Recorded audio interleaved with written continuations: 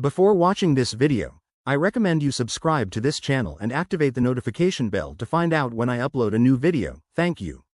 Celiac disease is an autoimmune disorder where the ingestion of gluten leads to damage in the small intestine.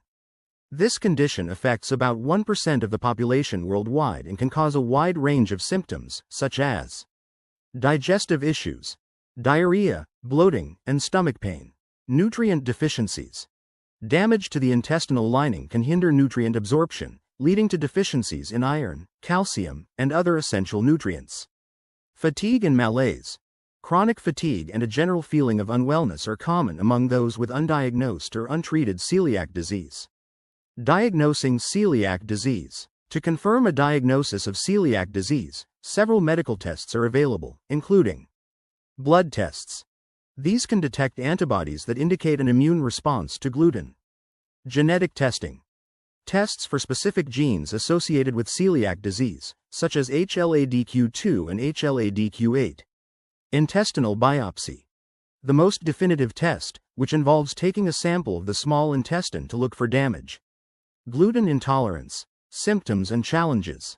For those with gluten intolerance or non-celiac gluten sensitivity, NCGS, gluten consumption can cause symptoms similar to celiac disease, although it does not cause autoimmune damage to the intestine.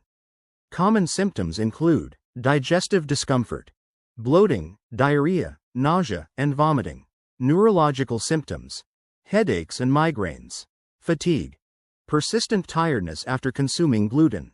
Diagnosing gluten intolerance can be challenging since there are no specific blood tests or biomarkers to confirm it. Diagnosis often relies on symptom assessment and the exclusion of other conditions. Gluten sensitivity. A controversial diagnosis. Gluten sensitivity remains a debated topic in the medical community. Unlike celiac disease, gluten sensitivity has no definitive diagnostic test. Researchers question whether gluten is solely responsible for symptoms, as other components in wheat, such as fructans, may contribute to discomfort.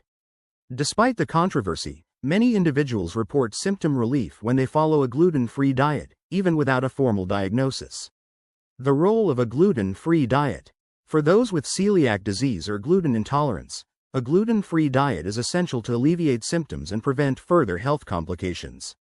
However, there are misconceptions surrounding gluten-free diets and their supposed health benefits for the general population.